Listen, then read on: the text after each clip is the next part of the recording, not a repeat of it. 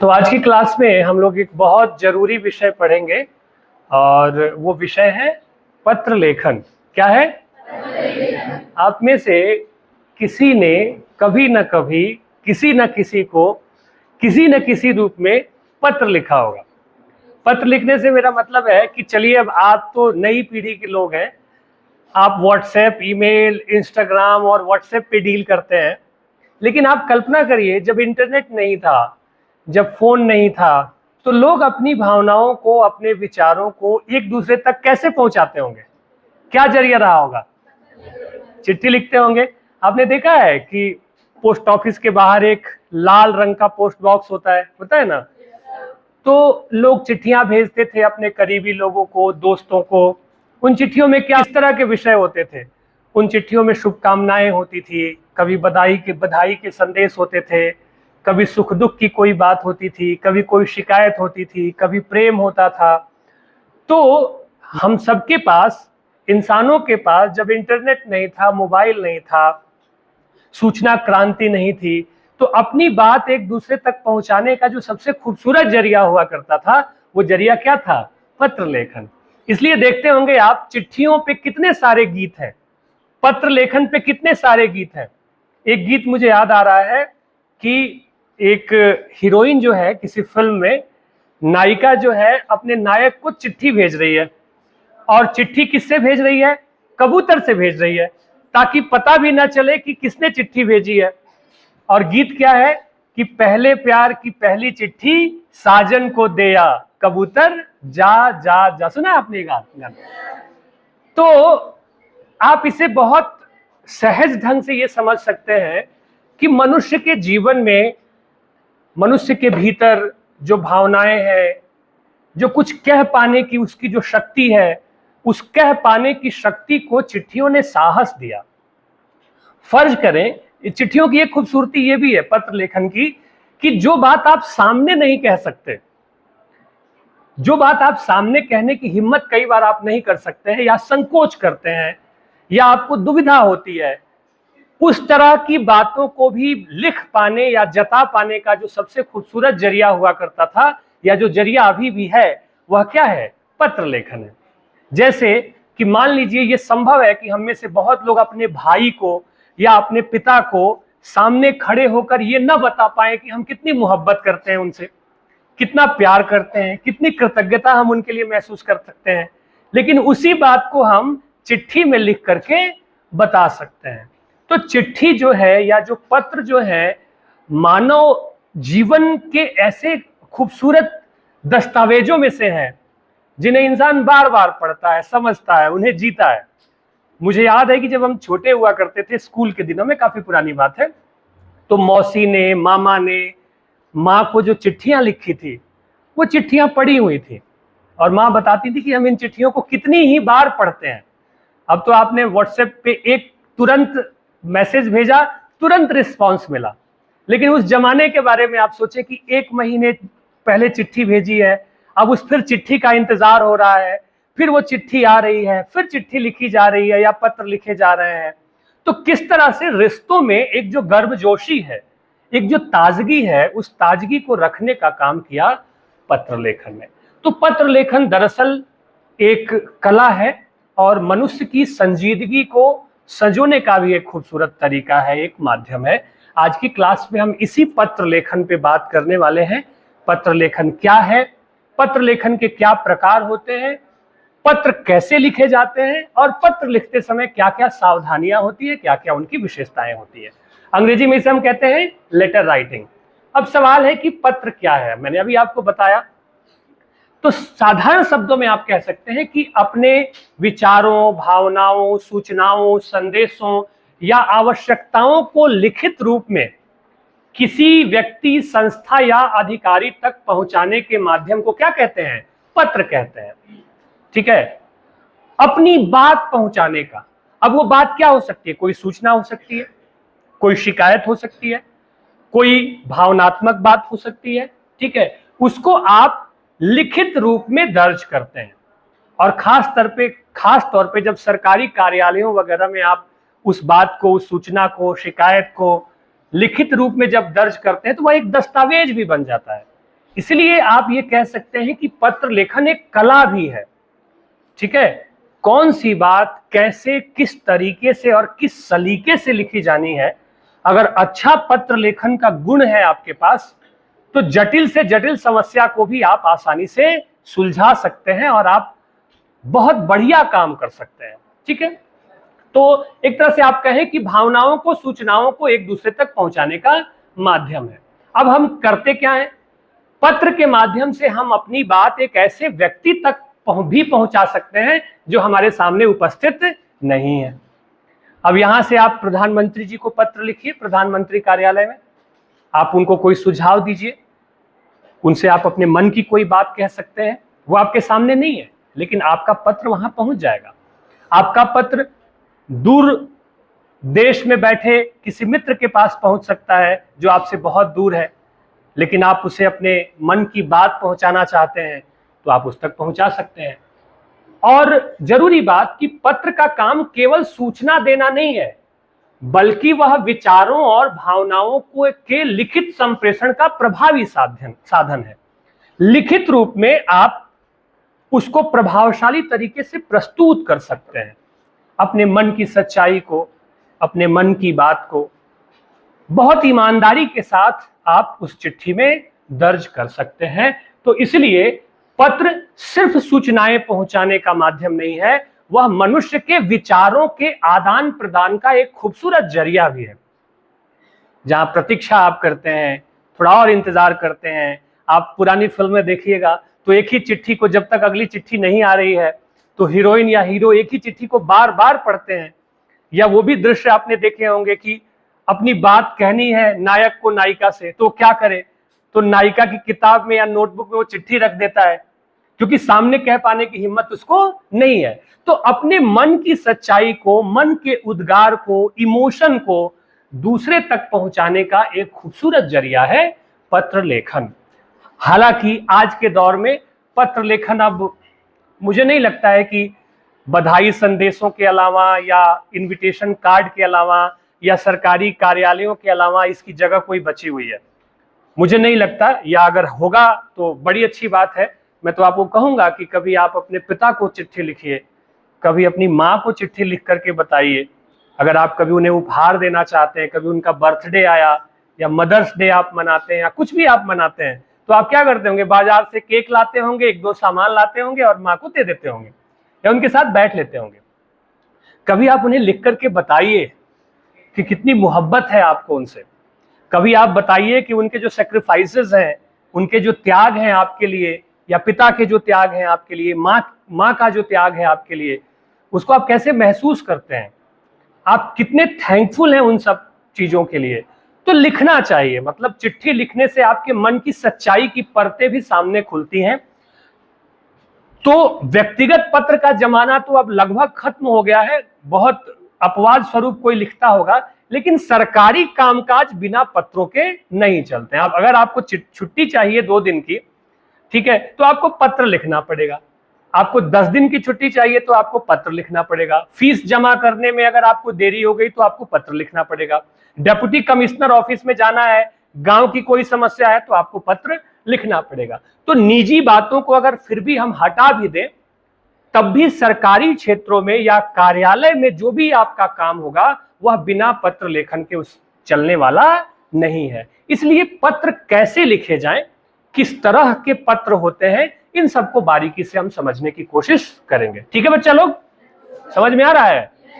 मजा आ रहा है? बहुत अच्छे, अरे आप बहुत प्यारे हो। ठीक है, देखिए पत्र के प्रकार, वैसे तो मुख्यतः पत्र के 2 प्रकार होते हैं, औपचारिक पत्र और अनौपचारिक पत्र, फॉर्मल लेटर और इनफॉर्मल लेटर। लेकिन एक तीसरा प्रकार भी हम इसमें जोड़ सकते हैं, वह प्रकार है व्यावसायिक पत्र। हालांकि यह स्पष्ट भी है कि व्यावसायिक पत्र भी औपचारिक पत्र का ही हिस्सा है, लेकिन हम थोड़ी और सुविधा के लिए इसको 3 हिस्सों में बांट सकते हैं। पत्र के 3 प्रकार हुए, औपचारिक पत्र, अनौपचारिक पत्र और व्यावसायिक पत्र। फॉर्मल लेटर, इनफॉर्मल लेटर और बिजनेस लेटर्स, ये 3 तरह के पत्र के प्रकार होते हैं। अब औपचारिक पत्र क्या होता है? सीधे सीधे आपको यह समझना है कि जो ऑफिशियल लेटर्स होते हैं, यानी कि जो पत्र किसी भी तरह के कार्यालय में कामकाज के लिए लिखे जाते हैं उन पत्रों को हम औपचारिक पत्र कहते हैं। जैसे किसी अधिकारी, संस्था, विभाग, स्कूल के प्रधानाचार्य को, कॉलेज के प्राचार्य को, संपादक आदि को किसी निश्चित उद्देश्य से लिखा जाता है, उसे हम औपचारिक पत्र कहते हैं। एक बात इसमें समझने वाली है कि औपचारिक पत्र का कोई ना कोई निश्चित उद्देश्य होता है। जैसे आप गए प्राचार्य के पास कॉलेज के, आपको 3 दिन की छुट्टी चाहिए, तो उद्देश्य क्या है आपका? 3 दिन की छुट्टी चाहिए। मान लीजिए आपके गांव में चोरी की घटना लगातार बढ़ रही है, तो आपने अपने जिला के एसपी को या थाने के एसएचओ को आपने एक पत्र लिखा कि गांव में चोरी की घटना बढ़ रही है, उससे रोकथाम के लिए आप उचित या सख्त कदम उठाएं। तो उस पत्र का उद्देश्य क्या है? चोरी की घटना रोकने के संदर्भ में आप विभाग को जानकारी देना चाहते हैं या अपनी चिंता व्यक्त करना चाहते हैं। तो निश्चित उद्देश्य से यह पत्र लिखा जाता है, उसमें उसे हम औपचारिक पत्र कहते हैं। इसकी खासियत यह होती है कि इसमें व्यक्तिगत भावनाओं की अपेक्षा क्या कार्य है, क्या समस्या है, क्या सूचना है, या कोई अनुरोध है या शिकायत है, इन सब चीजों को प्राथमिकता दी जाती है। आपने अगर जिला के एसपी को पत्र लिखा है कि आपके इलाके में चोरी की घटनाएं लगातार बढ़ रही हैं, तो उसका एक सेट पैटर्न है। सेवा में पुलिस अधीक्षक महोदय, जिला चंबा, हिमाचल प्रदेश। विषय मेरे गांव में चोरी की बढ़ती घटना के संदर्भ में विषय हो गया। अब आप सीधे सीधे उसके बारे में एक्सप्लेन करेंगे कि ये घटनाएं बढ़ रही हैं, अखबारों से भी आपको पता चला होगा, कुछ गिरोह सक्रिय हो गए, जो भी आप व्यवस्थित ढंग से लिखना चाहें। यानी कि उसमें व्यक्तिगत भावनाओं की अपेक्षा नहीं, अपेक्षा काम क्या है, समस्या क्या है, सूचना क्या है, ये सारी चीजें बता रहे हैं। अनुरोध आप उनसे क्या करेंगे कि कैसे उस समस्या का समाधान किया जाए। आप ये नहीं लिखेंगे एसपी साहब कैसे हैं, क्या समाचार है, कभी मिलिए चाय पीते हैं, आप ये सब नहीं लिखेंगे, क्योंकि निजी बातों के लिए औपचारिक पत्र में कोई जगह नहीं होती। आप प्रिंसिपल को भी पत्र लिखते हैं, प्राचार्य महोदय को, तो क्या लिखते हैं? सीधे सीधे आपका उद्देश्य है 3 दिन की छुट्टी के लिए, तो आप सेवा में प्राचार्य महोदय, राजकीय महाविद्यालय चंबा, विषय बताते हैं 3 दिनों की छुट्टी के लिए। फिर आप लिखते हैं कि 3 दिनों की छुट्टी आपको क्यों चाहिए, यानी कि काम क्या है, क्या समस्या है आपको, और आप क्या अनुरोध उनसे, सूचना भी आप देंगे कि आपके घर में शादी है, या आप बताएंगे कि आप क्यों घर में कोई बीमार है या कोई ऐसी बात है, तो वो सूचना भी देंगे और अनुरोध भी आप करेंगे कि उन्हें आपको 3 दिनों की छुट्टी दे दी जाए। तो सर औपचारिक पत्रों में व्यक्तिगत भावनाओं की जगह नहीं होती। उदाहरण के लिए देखें, आपने प्राचार्य को अवकाश के लिए पत्र लिखा, ठीक है, तो आप क्या लिखेंगे? सेवा में प्रधानाचार्य महोदय, राजकीय महाविद्यालय चंबा। किसे लिख रहे हैं, उनका पदनाम क्या है, यह स्पष्ट होना चाहिए, और तुरंत आपको विषय लिखना है ठीक नीचे। जैसे मान लीजिए औपचारिक पत्र लिखने के लिए आ गया कि जिला उपायुक्त को अपने गांव में साफ सफाई के लिए पत्र लिखें, तो 3 चीजें आपको ध्यान रखनी है। किसे लिखना है, क्यों लिखना है, और क्यों लिखने को कैसे आपको व्याख्यायित करना, एक्सप्लेन करना। जैसे मान लीजिए सेवा में उपायुक्त महोदय, कहां के उपायुक्त महोदय हैं? जिला चंबा, हिमाचल प्रदेश। फिर विषय आएगा कि गांव में सफाई की समस्या के बारे में आपको अवगत कराने के संदर्भ में। अब आपने लिखा गांव में सफाई की समस्या के संदर्भ में आपको अवगत कराना है, तो उसी बात को आप 3, 4, 5 पंक्तियों में बताएंगे कि आपके गांव में सफाई की समस्या बढ़ गई है, क्यों बढ़ गई है, और उसके समाधान के लिए आप उनसे अनुरोध कर रहे हैं। तो वैसे ही आपने लिखा 2 दिन के अवकाश के लिए, और आपने लिखा कि सविनय निवेदन है कि मुझे पारिवारिक आवश्यकता 18 एवं 19 अगस्त 2026 को महाविद्यालय से अवकाश की आवश्यकता है पारिवारिक जरूरतों के कारण, अतः आपसे अनुरोध है कि कृपया उक्त 2 दिनों का अवकाश प्रदान करने की कृपा करेंगे। देखिए ये टाइपिंग मिस्टेक है, करे नहीं होगा। जब भी कोई आप ऑफिशियल आवेदन लिखते हैं, ठीक है, तो उसके लिए आपको ध्यान रखना है, ठीक है, कि आप वहां पे करेंगे, ठीक है, 2 दिनों की छुट्टी देने की कृपा करेंगे। ठीक है, आप उनसे निवेदन करेंगे, ये आदेश सूचक वाक्य होगा। ठीक है, तो कृपा करेंगे यहां पे आप लिखेंगे। ठीक है, आई बात समझ में? तो इस तरह से आपको ये ध्यान रखना है। ठीक है, फिर अपना नाम वगैरह और बाकी सारी चीजें आप देते हैं और आगे बढ़ जाते हैं। ठीक है, अब आती है औपचारिक पत्र की भाषा। जब आप औपचारिक पत्र लिखते हैं तो आपकी भाषा कैसी होनी चाहिए? आपकी भाषा स्पष्ट हो, शिष्टाचार युक्त हो, संक्षिप्त हो, तथ्यपरक हो और विषय के अनुकूल होना चाहिए। स्पष्ट प्रचार सुनते हैं ना, मिंटॉस खाके, सीधी बात, नो बकवास। आई बात समझ में? तो आपको एकदम टू द पॉइंट अपनी बात लिखनी है। आपके लेखन में शिष्टता झलकनी चाहिए। संक्षिप्त हो क्योंकि आपको विस्तृत नहीं बताना है, टू द पॉइंट आपको बात करनी है, तथ्यों के हवाले से आप बात करेंगे और विषय के अनुकूल आपकी भाषा होनी चाहिए। ये औपचारिक पत्र की भाषा होती है। दूसरा है अनौपचारिक पत्र, इनफॉर्मल लेटर। जो पत्र हम अपने माता पिता, भाई बहन, मित्र, सगे संबंधियों के लिए को बधाई के लिए या हालचाल के लिए रिश्तेदारों को लिखते हैं, उसे हम अनौपचारिक पत्र कहते हैं। इन पत्रों में औपचारिकता की अपेक्षा आत्मीयता, सहजता और भावनात्मकता अधिक होती है। यानी कि ये जो पत्र होते हैं इसमें आप भर भर के अपना इमोशन प्रकट कर सकते हैं। आप अपनी माँ को पत्र लिखे तो आप बता सकते हैं कि आपको उनकी याद आ रही है, आपने सपना देखा था, है ना, आपको उनका सपना आया था, आपको उनसे मिलने का मन कर रहा है, आप उनसे जुड़ी हुई यादों के बारे में उनको बता सकते हैं। तो अनौपचारिक पत्र में खुलकर अपने मन की बात आप कह सकते हैं। ठीक है, यहां कोई सेट पैटर्न नहीं होता है कि संक्षिप्त ही लिखना है, आप डिटेल्स में अपने मन की पूरी बात लिख सकते हैं। उदाहरण के तौर पे मान लीजिए आप अपने मित्र को पत्र लिख रहे हैं, परीक्षा में उसको अच्छे अंक आए हैं, तो उसके लिए आप पत्र लिखेंगे तो आप कहां से लिख रहे हैं पहले ऊपर ये डालेंगे। ठीक है, फिर संबोधन, प्रिय मित्र राहुल, सप्रेम नमस्कार, और सीधे आप पूरी बात लिख सकते हैं कि कल तुम्हारी परीक्षा में सफलता का समाचार मिला, यह जानकर मुझे बहुत प्रसन्नता हुई। तुम्हारी मेहनत और लगन का यह सुखद परिणाम है। इस सफलता के लिए, इस शानदार सफलता के लिए तुम्हें हार्दिक बधाई।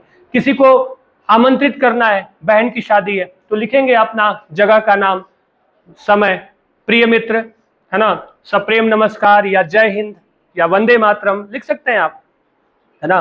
तुम्हें बताते हुए बेहद खुशी हो रही है कि मेरी छोटी बहन या मेरी बड़ी बहन की शादी इतने इतने डेट को तय हुई है ना, तुम आओगे तो हमें अच्छा लगेगा, हम फिर से एक बार मिल बैठकर पुरानी यादों को संजो सकेंगे। तो तुम निश्चित रूप से तुम कोशिश करो, या तुम जिस तरह से भी आप लिखना चाहें वहां पे आप लिख सकें, या लिख सकते हैं कि मुझे विश्वास है कि तुम इस पारिवारिक समारोह में शामिल होने के लिए निश्चित रूप से आओगे। तो ये एक इनफॉर्मल लेटर होता है। अनौपचारिक पत्र की जो भाषा होती है वह भाषा सरल, सहज, आत्मीय, स्वाभाविक और भावपूर्ण होती है। इमोशन की बात होती है, दिल की बात है। तो दिल की बात लिखने के लिए शुष्क भाषा का इस्तेमाल तो आप करेंगे नहीं। दिल की बात लिखने के लिए दिल से निकली हुई भाषा चाहिए, प्रेम से भरी हुई भाषा चाहिए। तो ये भाषा यहां होती है। तीसरा है व्यावसायिक पत्र। हालांकि ये औपचारिक पत्र में ही आता है। व्यापार या व्यवसाय से संबंधित जो कार्य होते हैं, किसी व्यक्ति को, दुकानदार को, कंपनी को, व्यावसायिक संस्था को कोई ऑर्डर देना है, किताबें मंगानी है, कुछ भी चीजें आपको करनी है, ठीक है, तो इस तरह से लिखे गए जो पत्र होते हैं उसे हम व्यावसायिक पत्र कहते हैं। इसमें माल मंगाने, मूल्य पूछने, ऑर्डर देने, भुगतान, शिकायत आदि से संबंधित बातें लिखी जाती हैं। जैसे किसी पब्लिकेशन हाउसेस से किताबें मंगानी है, ठीक है, या किसी पब्लिकेशन हाउसेस से आपको पता करना है किताबों के मूल्य के बारे में, तो ये सारी चीजें व्यावसायिक पत्र के अंतर्गत आती हैं। उदाहरण के लिए देखें, मान लीजिए पुस्तक मांगने के लिए आपने एक पत्र लिखा किसी प्रबंधक को, ज्ञान प्रकाशन के प्रबंधन को, तो क्या लिखेंगे? सेवा में प्रबंधक महोदय, कहाँ के प्रबंधक हैं? विषय हिंदी की पुस्तकों की आपूर्ति के संबंध में। इसका भी फॉर्मेट औपचारिक पत्र जैसा ही है। महोदय, ये महोदय के बाद ये पैराग्राफ चेंज होगा।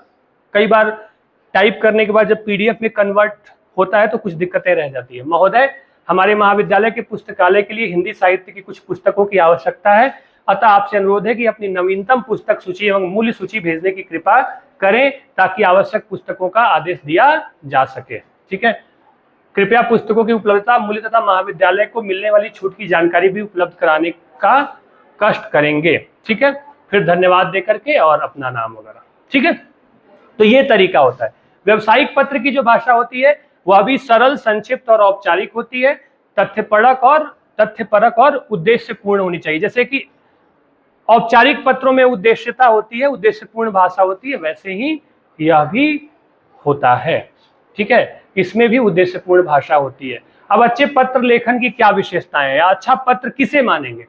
एक अच्छा पत्र केवल सही प्रारूप में लिखा हुआ पत्र नहीं होता, उसमें विचारों की स्पष्टता और भाषा की प्रभावशीलता भी होनी चाहिए। यानी कि वह पत्र तभी प्रभावी होगा जब आप क्या कहना चाह रहे हैं उसको आप प्रभावशाली तरीके से लिखेंगे।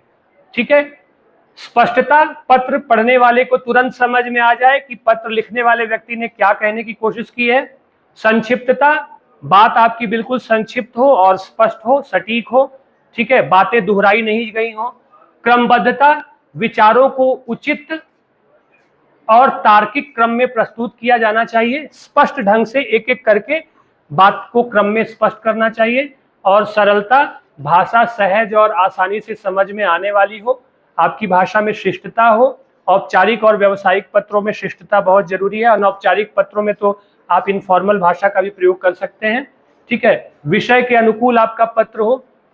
ठीक है, जो बात आपने कहनी है वो बात उसमें झलकनी चाहिए, वही बातें हो जो उसके उद्देश्य से संबंधित हैं। ठीक है, आत्मीयता, ये इनफॉर्मल लेटर की विशेषता है। मतलब एक ही साथ हर तरह के पत्रों की क्या क्या विशेषता हो सकती है। तो अनौपचारिक पत्र के संबंध में आत्मीयता एक प्रमुख गुण है जो कि पत्र लेखक के पास होनी चाहिए, उसकी भाषा में वो चीज दिखनी चाहिए। भाषा की शुद्धता, अगर आप अशुद्ध लिखेंगे तो आपका इंप्रेशन जो है, प्रभाव पहले ही खराब हो जाएगा। ठीक है, तो भाषा की शुद्धता बहुत जरूरी है। विराम चिन्हों का, पूर्ण विराम का कहाँ क्या प्रयोग होना है।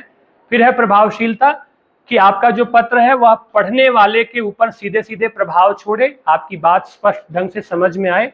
ठीक है, और उचित प्रारूप, जो भी आप औपचारिक पत्र लिख रहे हैं, अनौपचारिक पत्र लिख रहे हैं, व्यावसायिक पत्र लिख रहे हैं, तो उसका जो प्रारूप है उस प्रारूप का आपको प्रयोग करना चाहिए। ठीक है, और याद रखने का सरल सूत्र क्या है पत्र लेखन के लिए? सही प्रारूप, आप औपचारिक पत्र लिख रहे हैं, अनौपचारिक लिख रहे हैं या व्यावसायिक लिख रहे हैं, सही प्रारूप।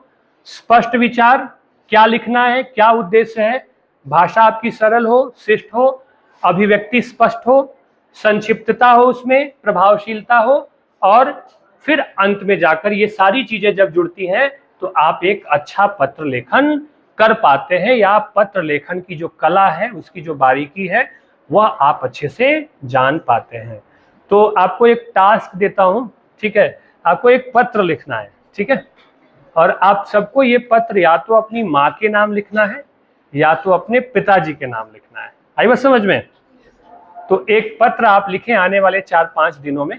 ठीक है, एक पत्र अपनी माँ के नाम या एक पत्र अपने पिता के नाम, और आप वो सारी बातें लिखें उस पत्र में जो आप उनके लिए महसूस करते हैं, है ना। उनसे कोई शिकायत है, मीठी शिकायत, वो भी दर्ज कर दीजिए। उनके लिए कोई कृतज्ञता है, कोई थैंकफुलनेस है, वो तो कोई क्या, हजारों लाखों कृतज्ञताएं हैं माँ बाप की, उसको भी दर्ज करिए। आप उन्हें बताइए कि आपके लिए वो कितने जरूरी, महत्वपूर्ण हैं और आप इस बात को कितनी शिद्दत से महसूस करते हैं। मैं पढ़ूंगा, ये मजाक नहीं है, ऐसा नहीं है कि मैंने ऐसे कह दिया। और मैं आपसे पूछूंगा कि कितने लोगों ने चिट्ठी लिखी है, उनको दिया कि नहीं दिया, पढ़ाया कि नहीं पढ़ाया, और फिर मेरी मर्जी होगी, मैं किसी किसी का पत्र मांग करके पढ़ लिया करूंगा। मुझे दे सकते हैं पढ़ने के लिए? चलिए, तो ठीक है, अगली क्लास में हम लोग नोटिंग या टिप्पणी पे बात करेंगे। ठीक है।